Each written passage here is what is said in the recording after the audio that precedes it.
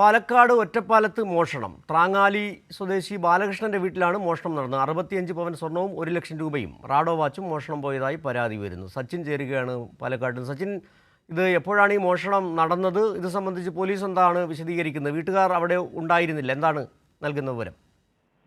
സിജു, ഇന്നലെ രാത്രിയോടുകൂടിയാണ് മോഷണം നടന്നതായി പോലീസ് കണ്ടെത്തിയിരിക്കുന്നത്. കാരണം ഇന്നലെ വൈകിട്ടോടുകൂടി മൂച്ചിക്കൽ ത്രാങ്ങാലി സ്വദേശി മൂച്ചിക്കൽ ബാലകൃഷ്ണനും ഭാര്യയും വീട് പൂട്ടി പാലക്കാട് കവളപ്പാറയിലുള്ള മകളുടെ വീട്ടിൽ പോയിരുന്നു.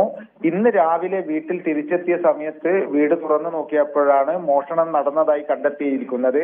65 പവൻ സ്വർണവും 1 ലക്ഷം രൂപയും റാഡോ വാച്ചും മോഷണം പോയതായാണ് ബാലകൃഷ്ണന്റെ പരാതി. നിലവിൽ ഒറ്റപ്പാലം പോലീസ് കേസെടുത്ത് അന്വേഷണം ആരംഭിച്ചിട്ടുണ്ട്. വിരലടയാള വിദഗ്ധരടക്കം സ്ഥലത്തെത്തി പരിശോധന നടത്തിയിട്ടുണ്ട്. പ്രതികൾക്കായുള്ള ഊർജിതമായ തിരച്ചിൽ പുരോഗമിച്ചുകൊണ്ടിരിക്കുകയാണ്. സിജു, ശരി, സച്ചിനാണ് വിവരങ്ങൾ നൽകിയത്.